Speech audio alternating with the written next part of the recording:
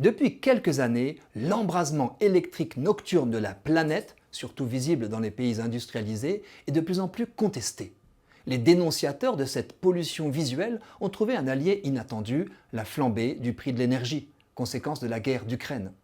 Un grand retournement est en train de s'opérer. Les lampadaires de nos villes et villages sont progressivement retournés. Je veux dire qu'après avoir bêtement éclairé le ciel, en effaçant ses étoiles, leurs rayons s'orientent vers le sol. Et grâce aux ampoules à LED, ils consomment moins. Premier pas contre la gabegie. Et voilà que l'on commence à éteindre, plus ou moins radicalement, ces mêmes réverbères, mais aussi les monuments. Comme à Lille où 200 armoires pilotent 22 000 points lumineux, on ne compte plus les villes qui raccourcissent ou suppriment leur éclairage nocturne, en attendant les éclairages intelligents ne brillant que si l'on s'en sert au passage du passant.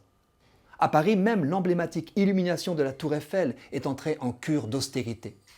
La Belgique était connue pour son réseau d'autoroutes éclairées toute la nuit, l'un des monuments les plus visibles de l'espace. C'est bientôt fini en Wallonie, même si les zones de péage ou d'échangeurs resteront éclairées. Le Luxembourg suit le mouvement. Près de 1000 lampadaires autoroutiers y ont été démontés. Pas si simple d'éteindre la lumière quand les panneaux de signalisation ne sont pas fluorescents comme en France. Notre désescalade lumineuse a commencé pendant les confinements et les couvre-feux de la grande pandémie. À quoi bon éclairer des rues désertes? L'on savourait alors des ciels constellés. Le bénéfice pour la biodiversité est avéré. Autour des lampadaires, c'est l'hécatombe. L'éclairage nocturne piège des milliards d'insectes, trouble le comportement de beaucoup d'oiseaux, notamment migrateurs. Pour les chauves-souris, les naturalistes signalent qu'il n'est pas suffisant d'éteindre les lampadaires au milieu de la nuit, car elles chassent souvent dès sa tombée.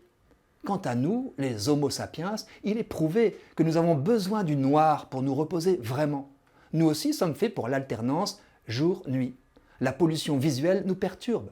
Quand le soleil se couche, nous sécrétons une hormone, la mélatonine, qui déclenche le sommeil. D'où ce conseil, veillons à protéger l'obscurité dans nos habitations. Les villes qui ont limité voire supprimé leur éclairage nocturne essuient bien sûr quelques protestations, car le noir donne un sentiment d'insécurité. Mais leurs habitants reprennent goût à l'obscurité. L'Association française de l'éclairage, qui rassemble les professionnels de ce secteur, a certes réagi en affirmant dès 2020 « L'éclairage public est un bien public qui répond aux besoins visuels de l'homme dans sa mobilité nocturne ». À proximité des hôpitaux, par exemple, pas question d'éteindre. De son côté, l'Association nationale pour la protection du ciel et de l'environnement nocturne appelle les concitoyens à se mobiliser. Selon elle, la lumière émise par l'humanité a augmenté de 94% en 20 ans. Il fallait stopper cette fuite en avant. Bref, nous allons progressivement reconquérir la nuit, à moins que ce ne soit l'inverse, et c'est une bonne nouvelle.